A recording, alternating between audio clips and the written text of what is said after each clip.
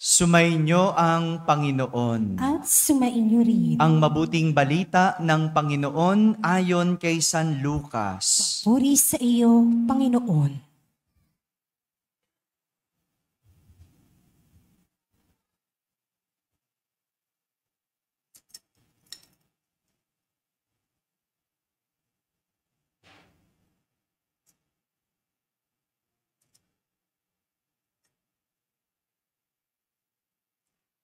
Taon-taon, tuwing pista ng Pasko, ang mga magulang ni Jesus ay pumupunta sa Jerusalem. At nang 12 taon na siya, pumaroon sila gaya ng dati nilang ginagawa. Pagkatapos ng pista, sila ay umuwi na. Nagpaiwan si Jesus sa Jerusalem, ngunit hindi ito napansin ng kanyang mga magulang. Sa pag-aakalang ang isa na si Jesus ay kasama ng isa, nagpatuloy sila sa maghapong paglalakbay. Nang malaman nilang hindi siya kasama, siya'y hinanap nila sa kanilang mga kamag-anak at kakilala. Hindi nila siya matagpuan, kaya't bumalik sila sa Jerusalem upang doon hanapin. At nang 3 araw, natagpuan nila si Jesus sa loob ng templo, nakaupong kasama ng mga guro. Nakikinig siya sa kanila at nagtatanong, at ang lahat ng nakarinig sa kanya ay namangha sa kanyang katalinuhan. Nagtaka rin ang kanyang mga magulang nang siya'y makita. Sinabi ng kanyang ina, "Anak, bakit naman ganyan ang ginawa mo sa amin? Balisang-balisa na kami ng iyong ama sa paghahanap sa iyo." Sumagot siya, "Bakit po ninyo ako hinahanap? Hindi ba ninyo alam na ako ay dapat na nasa bahay ng aking ama?" Ngunit hindi nila naunawaan ang pananalitang ito. Siya'y umuwing kasama nila sa Nazaret at naging isang masunuring anak. Ang lahat ng bagay na ito ay iningatan ng kanyang ina sa kanyang puso. Patuloy na lumaki si Jesus. Umunlad ang kanyang karunungan at lalong kinalugdan ng Diyos at ng mga tao. Mga kapatid, ang mabuting balita ng Panginoon. Pinupuri ka namin, Panginoong Heso Kristo. Magsiupo pong lahat at makinig sa homilya.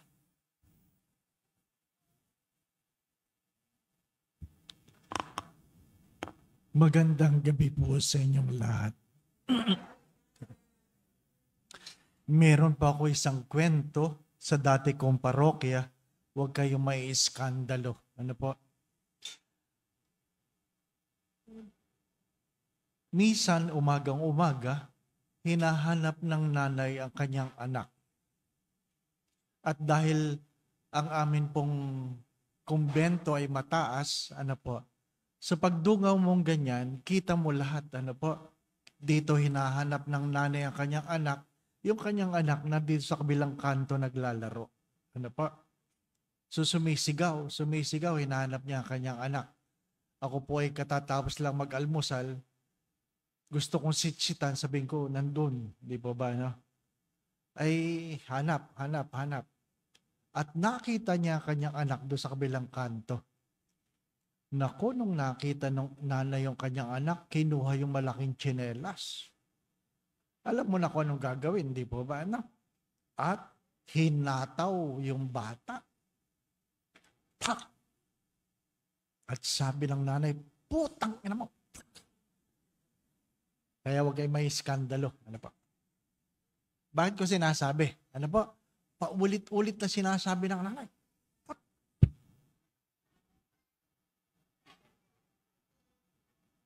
Pag sinasabi ng nanay niya Diyos sa kanyang anak, sino ang minumura niya? Ang galing ninyo. Di ba? Hindi naisip ng nanay na minumura niya ang kanyang sarili.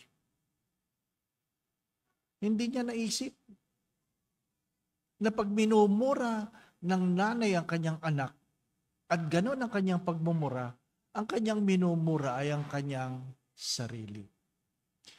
Ang ikalawang pagbasa ay nagpapaalala sa atin na ang kabanalan ay hindi lang tungkol sa padasal-dasal, pasimba-simba, palingkod-lingkod, panubinaryo-nubinaryo. Ang ikalawang pagbasa ay nagpapaalala na ang kabanalan ay dapat pinapakita sa mabuting asal. Sa mabuting asal. Na kung saan ang mga anak ay pinapakita ang paggalang sa magulang, ang mga magulang ay pinapakita ang pagmamahal sa mga anak. Mga minamahal na mga kapatid, wala namang perpektong tatay, wala namang perpektong nanay, hindi po ba? Kaya walang perpektong anak. Meron ba sa atin nakapamili kung sino ang nanay na gusto nila? Wala naman. Meron bang nanay na nakapamili kung sino ang anak na gusto nila? Wala. Hindi po ba? Bulatan yan eh. Kaya nga pag pinanganak ang bata, paglabas umiiyak eh. Hindi po ba? Bakit umiiyak ang bata? Ba't yan ang nanay ko? Di ba? Ha? Walang nakakaalam. Tanging Diyos lamang. Di po ba? Doon sa dating isang parokya naman, nagpahid ako ng langis sa isang tindera ng palengke. At nakapaligid doon yung kanyang mga anak. Meron siyang 6 na anak. At nung siya pinapahira ko na ng banal na langis, siya yung umiiyak. Sabi ko, bakit kayo umiiyak, nanay? Kasi ang aking po kinakatakot, pag ako'y namatay, walang magdadasal para sa akin. Sabi ko, ito, dami niyong anak ko. Sabi niya, hindi ko kasi naturoang magsimba yan eh. Hindi po ba Hindi daw niya naturoang magsimba. Maganda rin itanong yan, di po ba? Pag kayo po'y namatay, may magdadasal para sa inyo? Hello? Ngayon nyo lang naisip? Aba, hindi si Father. Akala nyo, hindi. Di ba? Kung hindi kayo pamimisahan, hindi kayo pagdadasal, yun ang mahalagang tanong. Ang kanyang kalungkutan ay totoo. Mababaon tayo sa limot kung ang una nating kinalimutan ay ang Diyos. Ano sinasabi sa unang pagbasa? Na ang kautusan na igalang ang mga magulang ay ang natatanging kautusan na mayroong pangako. Ano sinasabi doon, mga anak? Pag ginalang mo ang iyong mga magulang, pagkakaluban ka ng Diyos ng mahabang buhay. Mahabang buhay. Pag ginalang mo ang tatay mo, hindi sinasabi doon, banal ang tatay mo. Igalang mo ang tatay mo. Pag ginalang mo ang tatay mo, parang nagbabayad ka na sa iyong mga kasalanan. Pag ginalang mo ang nanay mo, ibig sabihin, nag-iimpo ka para sa iyong bukas.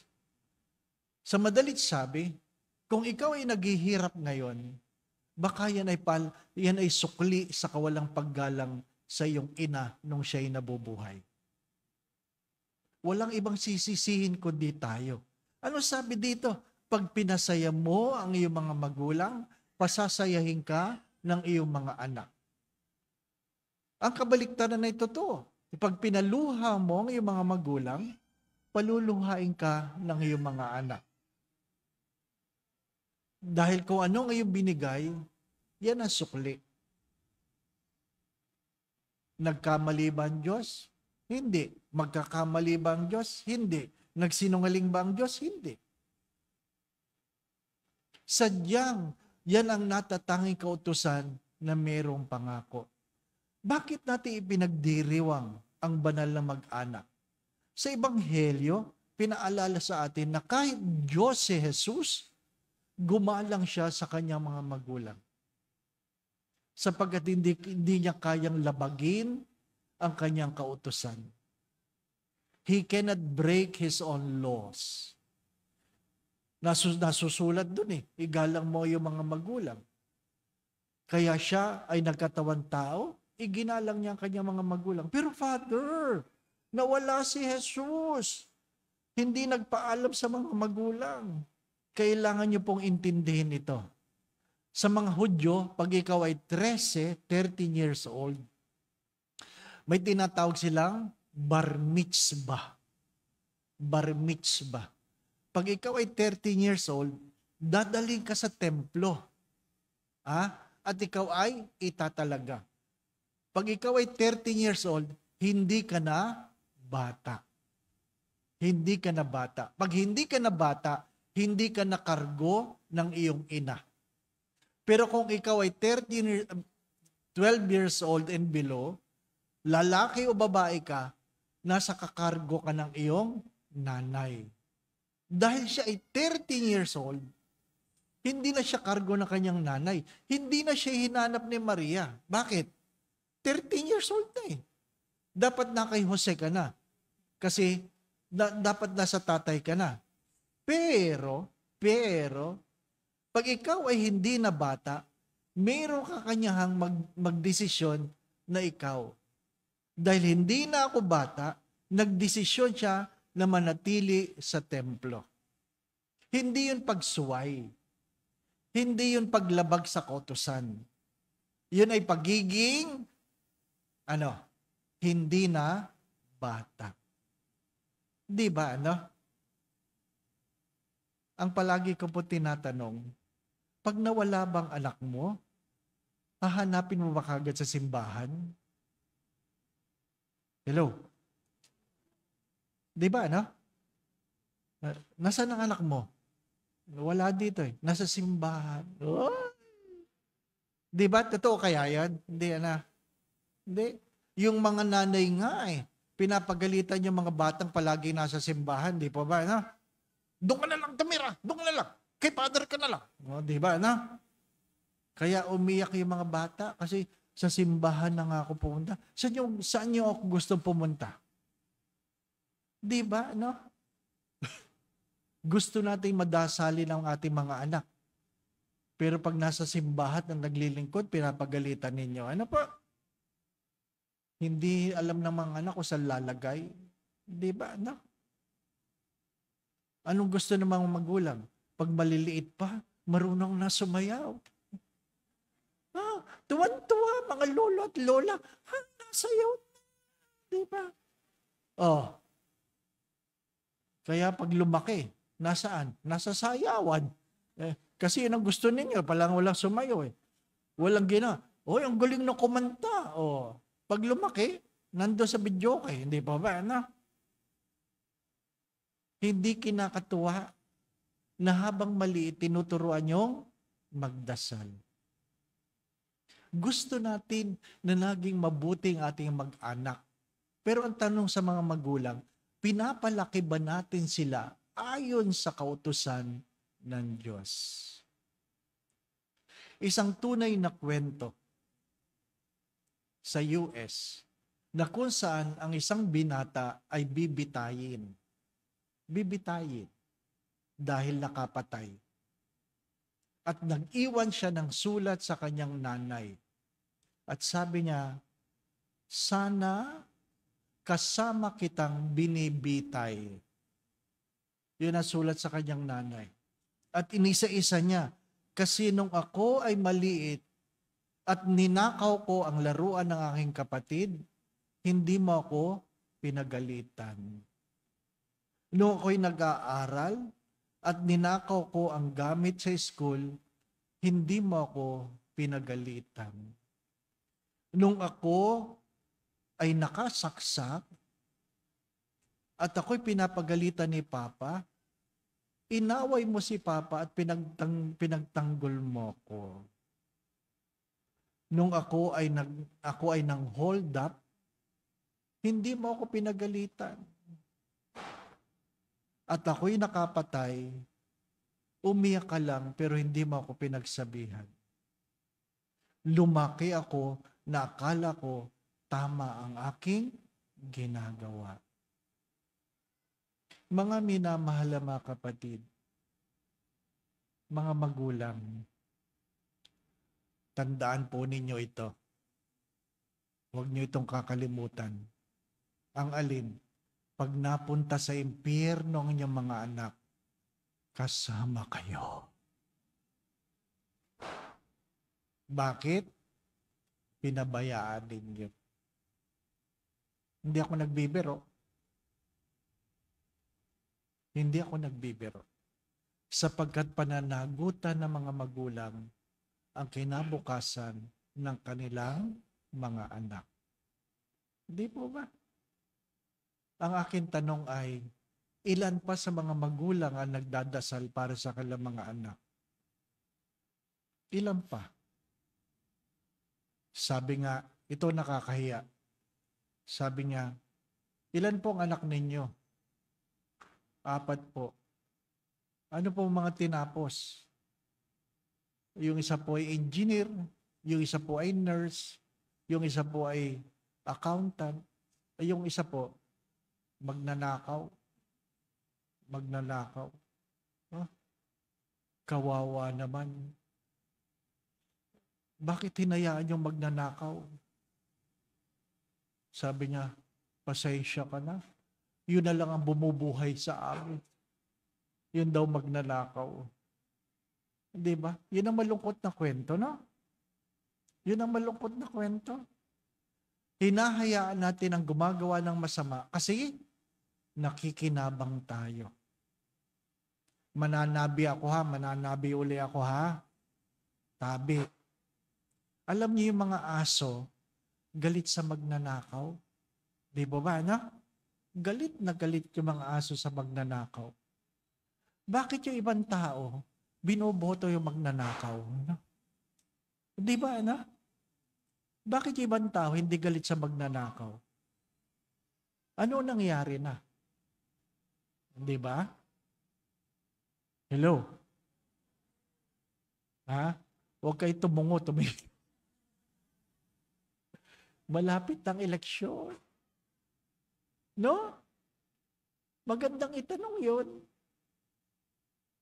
Uupo ba yan kung hindi natin binoto? Binoto hindi po ba? No? Sino may kasalanan? Ay, mabutit alam ninyo. Ano po? At least alam ninyo. Di po ba? No? At least meron tayong natututunan sa misa. Hindi po ba? No?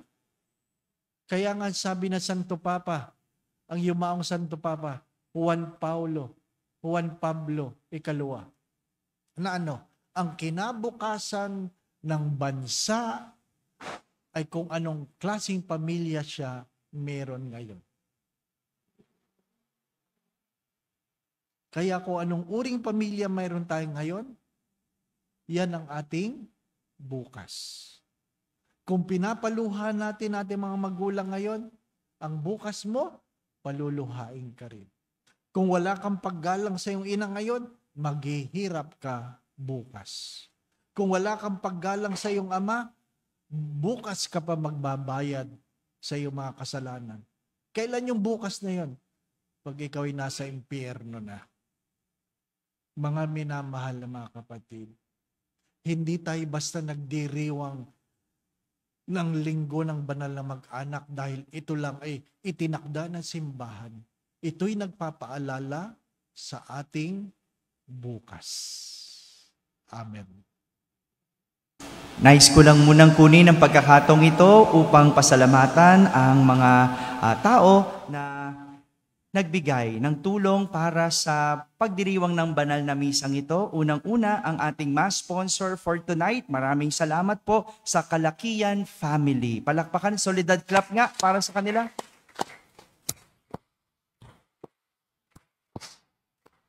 Ganon din po sa ngalan ng komunidad ng Nuestra Señora de la Soledad Parish. Ako po ay nagpapasalamat sa bibigay ng panahon at oras sa atin na makapagdiwang muli ng banal na misa sa pangalawang pagkakataon. Ang Pura Paroko at Chaplain ng Santo Niño de Paz Greenbelt Chapel, ang iba, ang aking formator sa seminaryo. No? Siya po yung nagdisiplina sa amin sa seminaryo. Father Dave Concepcion. Palakpakan natin, Father Dave. Thank you po, Father Dave. Salamat, Father, sa pangalawang pagkakataon at bigay kayo ng panahon para sa amin Nabiyayaan na naman kami muli ng inyo pong wisdom at karunungan. Nawa, baunin natin ito, mga magulang, lahat ng natutunan, turuan ang mga anak. Bukas, sama-sama tayo ulit magmisa nobenaryo sa 7 araw. At ito'y pangungunahan ng aking dating kura paroko sa Ermita Church, ang kura paroko ng Archdiocesan Shrine of Nuestra Señora de Guia, si Father Lito Villegas. Bukas po, magkita-kita po tayo sa ganap na 6:00 pa rin ng gabi. Maraming salamat po. Pahabol lamang po. Ayon po sa pag-aaral, ang iniluluha ng maraming magulang ay hindi ang kanilang mga anak ay hindi nakatapos, hindi yumaman. Ang iniluluha ng mga magulang sa kanilang mga anak ay ang kanilang mga anak ay walang galang. Sa Tagalog, bastos. Ano po? Hindi yung, ay hindi nakatapos, ay hindi yumaman. Hindi po. Mayroong mga mayamang lumuha ang magulang. Ano po? Mayroong kami mga benefactor sa seminaryo. Ang yayaman, ang iniluluha ng nila ay ang kanilang mga anak, dinidemanda sila. Ano po? Bakit? Hindi binigay yung pamana. Ano po? Kaya mapalad tayo mahihirap. Ang pamana sa atin, kung hindi sipon o bulang, di po ba? Diabetes, hypertension, di po ba? Ano? Ay, mayaman kami niyan. Ano po? Diabetic ako di po ba? Ano? Inuulit ko po, pasayahin ang magulang kung gusto nyo kayo pasayahin ng inyong mga anak. Huwag maging madamot sa magulang kung ayaw ninyo ang inyong mga anak ay maging madamot sa inyo. Kung gusto nyo mahabang buhay, mahalin at igalang ang magulang. Sumainyo ang Panginoon. At sumainyo rin. At pagpalain kayo ng makapangyarihan Diyos, Ama, Anak, at Espiritu Santo. Amen. Naihandog na natin ang Santa Misa, patuloy nating mahalin at paglingkuran ang Diyos. Salamat sa Diyos.